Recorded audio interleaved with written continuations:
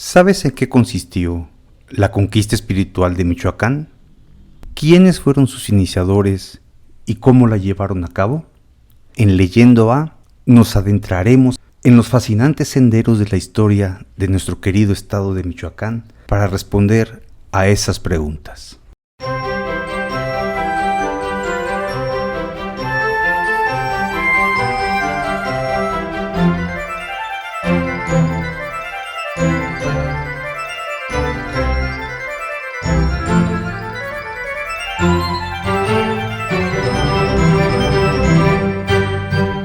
Hola amigos, bienvenidos a un episodio más de Leyendo A.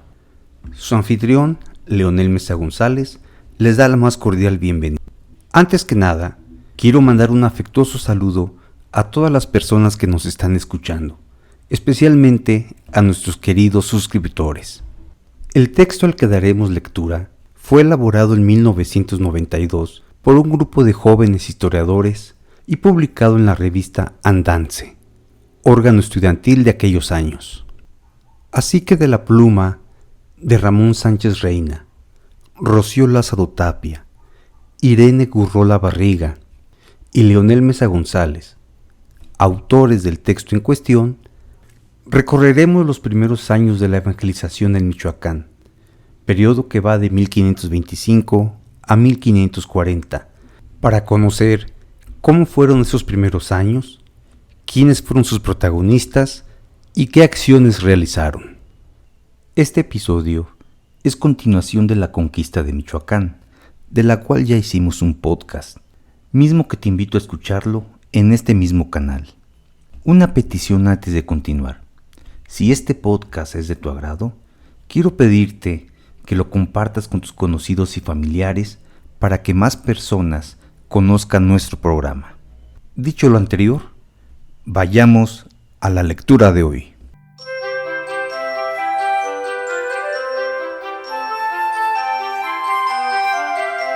La conquista espiritual de Michoacán.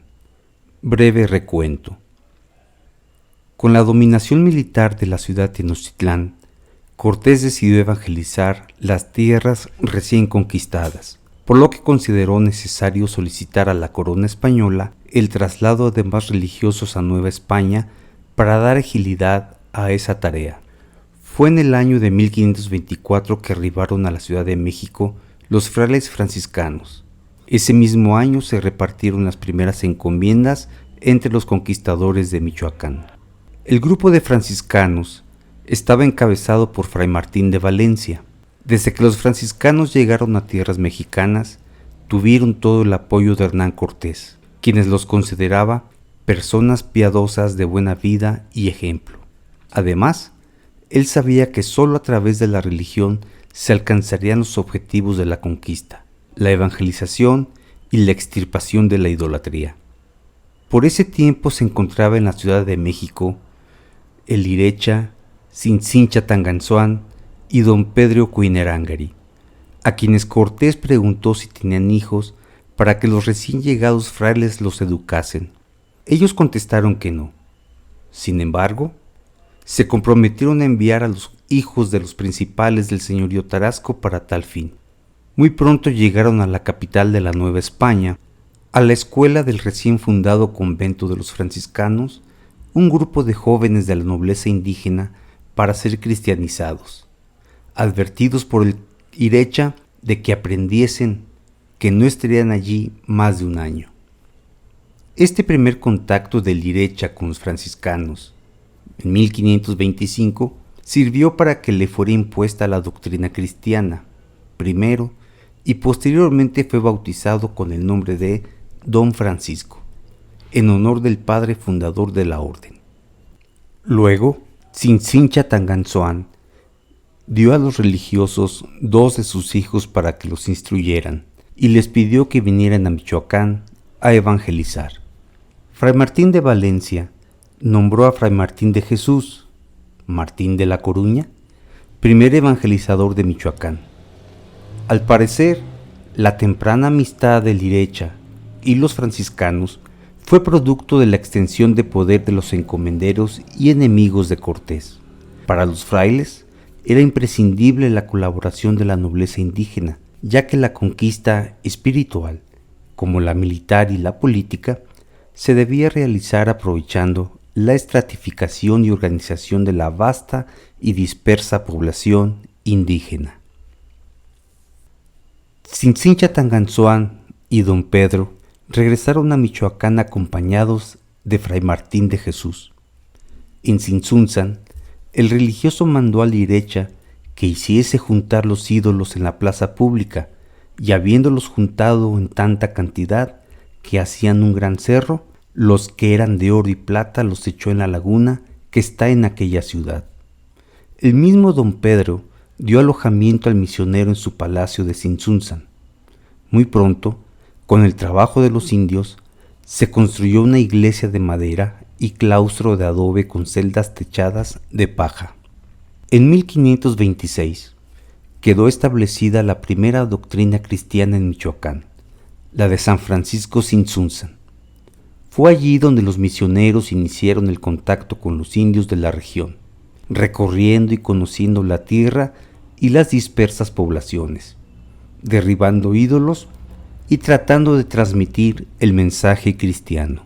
Al lado de la obra catequística propiamente dicha, los frailes fueron desarrollando una labor civilizadora, impregnada de un profundo sentido humano. En ella, la obra hospitalaria ocupó un lugar prominente. La fundación de hospitales tuvo dos razones fundamentales: la necesidad de ellos que tuvieron los indios a causa de las epidemias y la buena disposición de los naturales. La fundación de uno de los principales hospitales estuvo a cargo de Fray Juan de San Miguel, considerado como la lumbrera de su orden en el siglo XVI. Entre los años de 1534 y 1540 en Uruapan. Luego de haber recorrido la sierra y ver a los indios en el desorden en que vivían tras la presión de Nuño de Guzmán, por ello se propuso la tarea de reunirlos en pueblos, en donde pudiesen ser reducidos a vida política y popular. En esas circunstancias, Fray Juan de San Miguel fundó las poblaciones de la sierra. Después descubrió el valle de Uruapan y proyectó el mejor de sus pueblos. No descansó hasta verlo dotado de todos los oficios que consideró necesarios. Organizó la vida política de los indios bajo un sistema democrático de alcaldes, mayordomos y fiscales. La institución recibió el nombre de Hospital Real de la Purísima Concepción de Uruapan. Con él se marca la obra hospitalaria franciscana. El sentido que presta esta institución se identifica con el de los hospitales de Vasco de Quiroga. A partir de los hospitales de Fray Juan de San Miguel, todos los hospitales franciscanos tuvieron características semejantes, de sentido social en su más amplia acepción. La obra misional de la orden día a día iba tomando mayor importancia. Los frailes, compenetrados en la idea fundamental de que su misión era enseñar a los indios a pensar, a sentir y a actuar como cristianos, hicieron que la obra hospitalaria, que representaba la realización de los valores esenciales del catolicismo, se desarrollara paralelamente a la evangelización. No obstante, la labor evangelizadora de los franciscanos, y gracias al escaso número de religiosos, fue imposible cristianizar a los michoacanos. Bajo esas circunstancias, fueron invitados los frailes agustinos para que se establecieran en Tiripetío. Estos habían llegado a la Nueva España en 1533, estableciéndose en la Ciudad de México, donde fundaron casa conventual. El virrey don Antonio de Mendoza fue el encargado de invitar a los agustinos para que se trasladaran a Michoacán.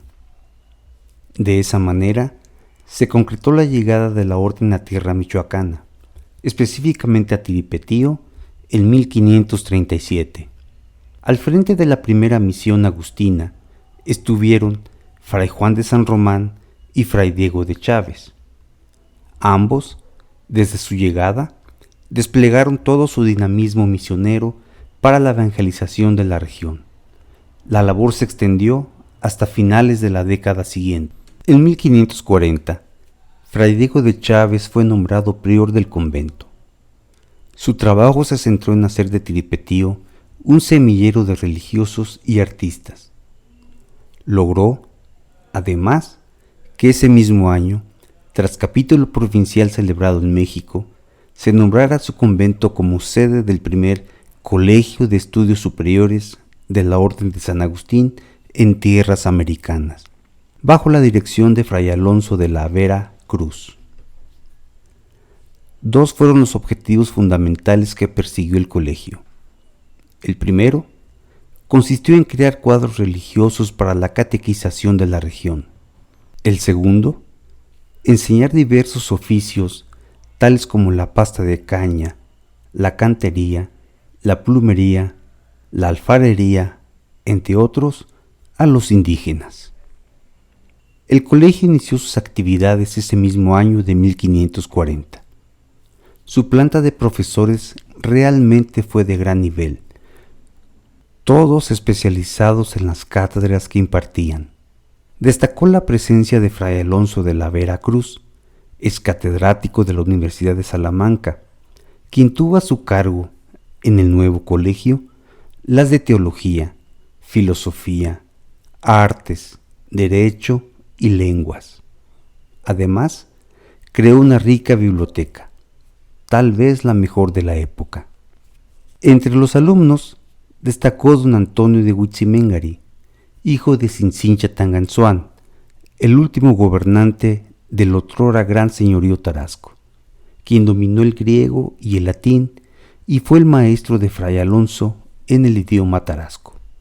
Ante los problemas generados por la primera audiencia, hubo necesidad de nombrar otra, la segunda, en la que tomó parte el licenciado Vasco de Quiroga, quien había sido juez de residencia en Orán y representante del rey de España en la negociación de un tratado de paz con Abdala, rey moro de Tremesén.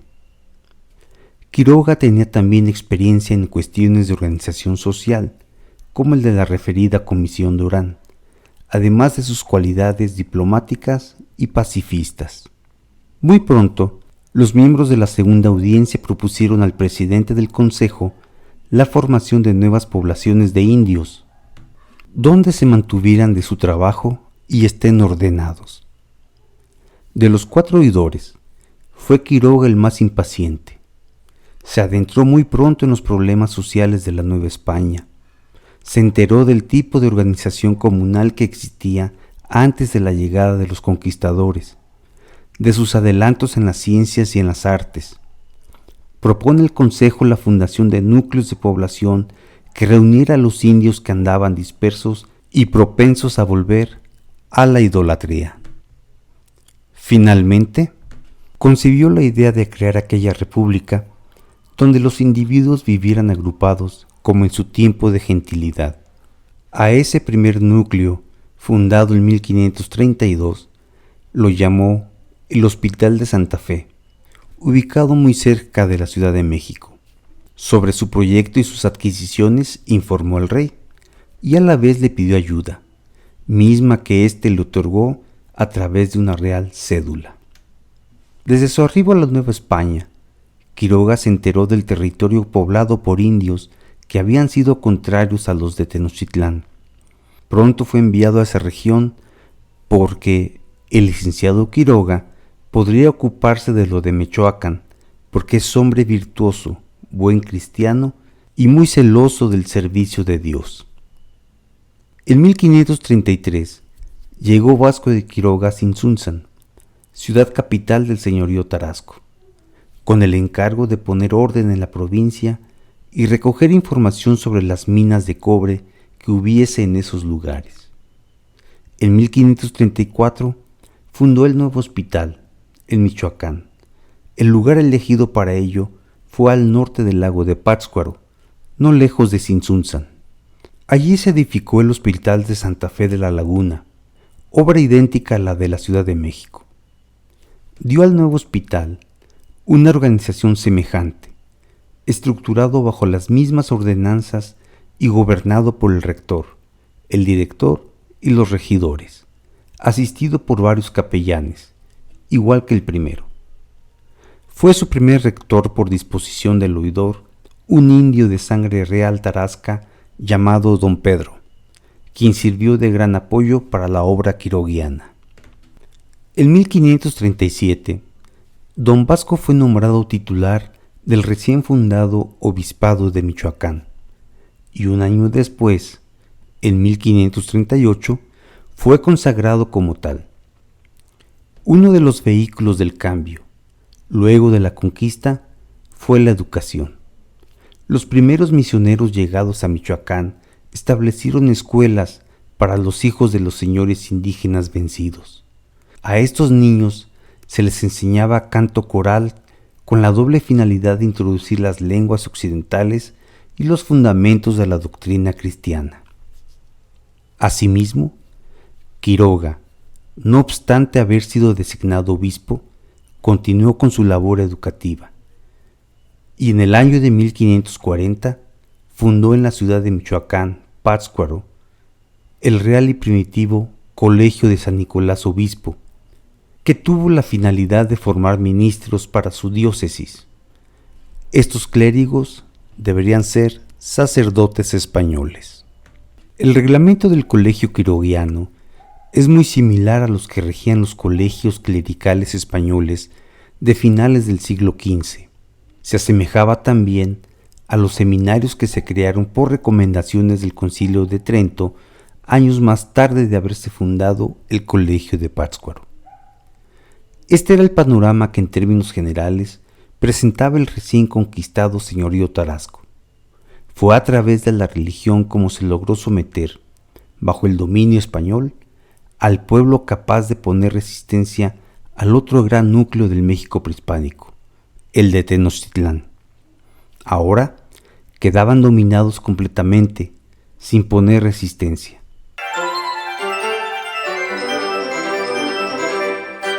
¿Qué te pareció la lectura de hoy? ¿Te permitió conocer un poco sobre este periodo? Déjame tus comentarios. Estos son importantes porque me permiten conocer qué piensan nuestros lectores.